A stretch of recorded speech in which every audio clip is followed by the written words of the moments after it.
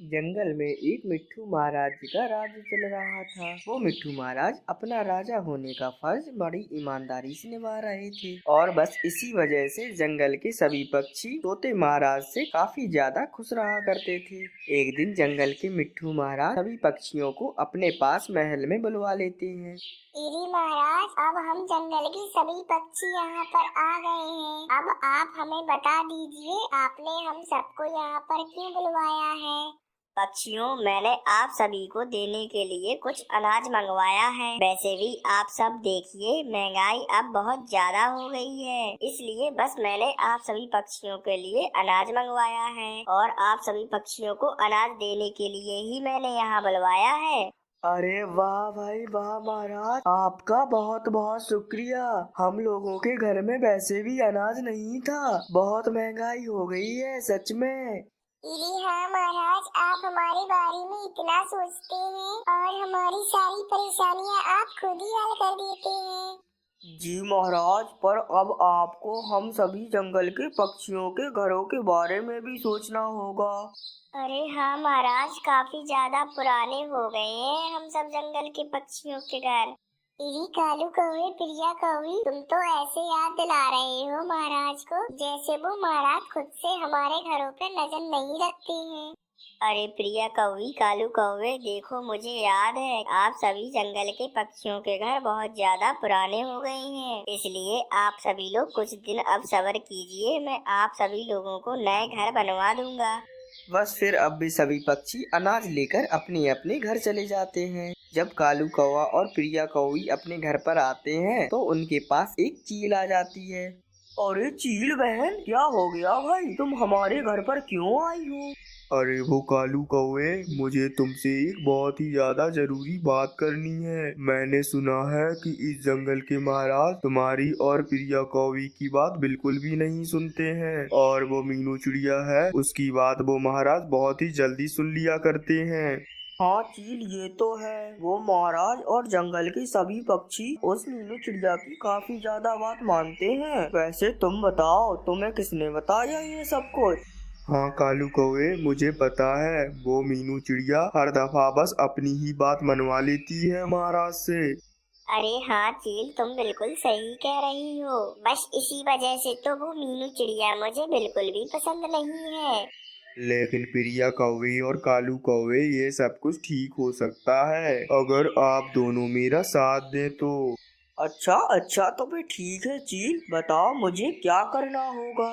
अब आप दोनों किसी भी तरह अपने जंगल के मिट्ठू महाराज का खून कर दो और मुझे अपने जंगल का महाराज बना दो। फिर मैं आप दोनों की ही बात सुना करूंगी और मैं मीनू चिड़िया की बात बिल्कुल भी नहीं सुनूंगी और उसे हर वक्त छोटी से छोटी बात पर सजा दूंगी। अरे पर चील, तुम ये क्या बोल रही हो, महाराज का खून करना इतना आसान काम थोड़ी ही है। अरे नहीं नहीं प्रिया कौवी, मैं कर सकता हूँ ये काम। अब देखना, रात में जब महाराज सो रहे होंगे तभी जाकर मैं उनका खून करूँगा। फिर अब कालू कौवे को भड़काकर वो चील वहाँ से चली जाती है। फिर जैसे ही अब रात होती है, वो कालू कौवा चोरी छुपे महाराज के महल में घुस जाता है। बस फिर क्या था, अब वो कालू कौवा मौका देखते ही महाराज का खून कर देता है। चलो भाई, अब मैंने महाराज का खून तो कर दिया है, अब चील जब महाराज बन जाएगी तो मैं उस मीनू चिड़िया से अपने सारे बदले ले लूंगा।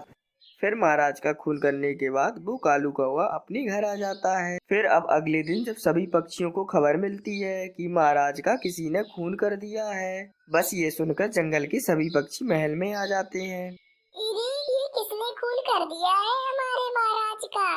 अरे कौन कर सकता है ऐसे हमारे महाराज का खून? हमारे महाराज की तो किसी से भी कोई दुश्मनी भी नहीं थी, वे तो बहुत ही ज्यादा सीधे साधे थे।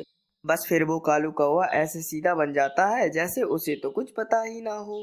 अरे पक्षियों, अब तो मुझे कुछ समझ में ही नहीं आ रहा है कि अब ये महाराज की जगह कौन संभालेगा इस जंगल में।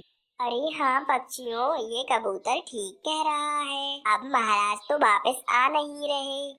अरे पक्षियों, बस आज ही हमें कुछ भी करके किसी भी जंगल के पक्षी को इस जंगल का महाराज बनाना होगा। अरे पक्षियों, क्यों ना हम दूसरे जंगल की उस चील को अपने जंगल का महाराज बनवा लें। वो चील पहले भी अपने जंगल में महाराज बन चुकी है। इरी पक्षियों, क्या आप सबको ऐसा लगता है वो चील हमारे जंगल की जिम्मेदारी उठा सकेगी? इरी हाँ मीनू चिड़िया, मुझे लगता है कालू कौवा सही कह रहा है। हमें उस चील को ही अपने जंगल का महाराज बना लेना चाहिए। इरी तो फिर ठीक है कालू कौवे, अब तुम जाओ और उस चील को यहाँ पर बुला कर ले आओ। बस फिर वो कालू कौवा कुछ ही देर में उस चील को वहाँ पर बुलाकर ले आता है। अरे चील, हमारे जंगल के महाराज का किसी ने खून कर दिया है, तो हम सभी पक्षी अपने जंगल का महाराज तुम्हें बनाना चाहते हैं। क्या तुम बनोगी हमारे जंगल की महाराज?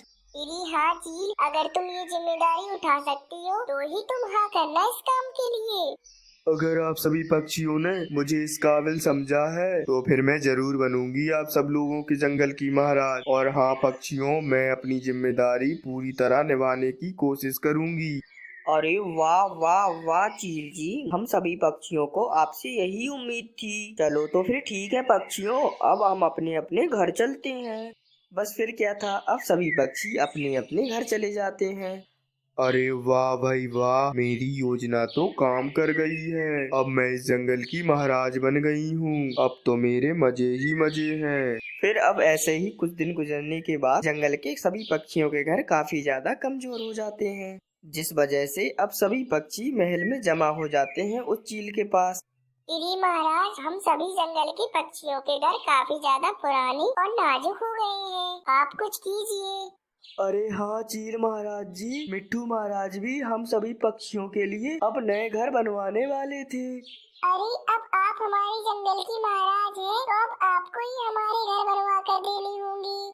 अच्छा पक्षियों, अब आप लोग मुझे बताएंगे कि मुझे क्या करना चाहिए। मैं किस खुशी में आप सबको नए घर बनवा कर दूं। मैं मिट्ठू तोते की तरह पागल नहीं हूँ जो मैं अपने दाने आप सभी पक्षियों के ऊपर खर्च कर दूं। इरी चील जी, आप ये क्या बोल रही हो? यही सब तो आपकी जिम्मेदारी है। मैं इस जंगल की महाराज हूँ, बस इस जंगल पर अब मेरा ही हुक्म चलेगा। अगर आप सभी पक्षियों को यहाँ पर रहना है तो आप सभी को मेरा गुलाम बनकर ही रहना पड़ेगा। अरे चील, ये तो तुम बिल्कुल भी ठीक नहीं कर रही हो। अरे हाँ चील, तुम तो महाराज होने का गलत फायदा उठा रही हो। अब आप सभी पक्षी यहाँ से चले जाओ, इससे पहले मुझे गुस्सा आ जाए और मैं आप में से किसी भी पक्षी को खा जाऊं। बस फिर अब वे सभी पक्षी उस चील से डरकर अपने अपने घर चले जाते हैं। वो कालू कौवा और बिरिया कौवी अभी तक महल में ही उस चील के पास होते हैं। और ये चील, तुमने उन सभी पक्षियों को तो भगा दिया है, लेकिन तुम मेरी और प्रिया कौवी की मदद तो करोगी ना? अरे नहीं कालू कौवे, बिल्कुल भी नहीं। तुम्हें भी मेरी गुलामी करनी होगी। मैं तुम लोगों की बिल्कुल भी मदद नहीं करूँगी। मगर चील, हमने तो तुम्हें महाराज बनवाया है। अरे हाँ, मैंने तुम दोनों को बेवकूफ बनाया था। मुझे पता था इस जंगल में सबसे ज्यादा बेवकूफ तुम दोनों ही हो। तुम मेरी बात मानकर महाराज का खून कर दोगे। अरे चील, तुम बिल्कुल भी ठीक नहीं कर रही हो हमारे साथ। इसका अंजाम बिल्कुल भी ठीक नहीं होगा। अब हम यहाँ से जा रहे हैं। बस अब ऐसा कहकर प्रिया कौवी और कालू कौवा भी वहाँ से चले जाते हैं। अब प्रिया कौवी और कालू कौवा वे दोनों जंगल के सभी पक्षियों के पास आकर बैठ जाते हैं। अरे पक्षियों, आप सभी लोग हमें माफ कर दीजिए, ये सब कुछ हमारी वजह से ही हुआ है। अरे हम बेवकूफ बन गए हैं। उस चील को हमने ही महाराज बनवाया था। उस चील की बात में आकर ही मैंने मिट्ठू महाराज का खून कर दिया था। बस अब ऐसे ही वो कालू कौवा सभी पक्षियों को सारी बात बता देता है। इरी कालू कौवे, ये तुमने क्या किया? तुमने मिट्ठू महाराज के साथ ये बिल्कुल भी अच्छा नहीं किया। अरे हाँ प्रिया कौवी और कालू कौवे, हम सब पक्षी तुम दोनों को कभी भी माफ नहीं करेंगे। अरे हाँ कालू कौवी और प्रिया कौवी, तुम दोनों को इस गलती की सजा भुगतनी पड़ेगी। अरे अब हम सब जंगल के पक्षी तो ये जंगल छोड़कर जा रहे हैं, लेकिन तुम दोनों यहीं पर रहो, क्योंकि तुम दोनों ने ही उस चील को महाराज बनवाया था ना। अरे अब तुम दोनों ही सारी जिंदगी गुलामी करो उस चील की। अरे पक्षियों, ये सब आप लोग क्या बोल रहे हैं? आप लोग हमें छोड़कर नहीं जा सकते हैं। बस फिर अब वो सभी पक्षी वो जंगल छोड़कर चले जाते हैं। अब कालू कौवा और प्रिया कौवी को भी उनकी गलती की सजा मिल जाती है। उन दोनों को अब सारी जिंदगी चील की गुलामी करनी पड़ती है और बाकी सब जंगल के पक्षी अब दूसरे जंगल में काफी ज्यादा खुश रह रहे होते हैं। ऐसे ही अब सब कुछ ठीक हो जाता है।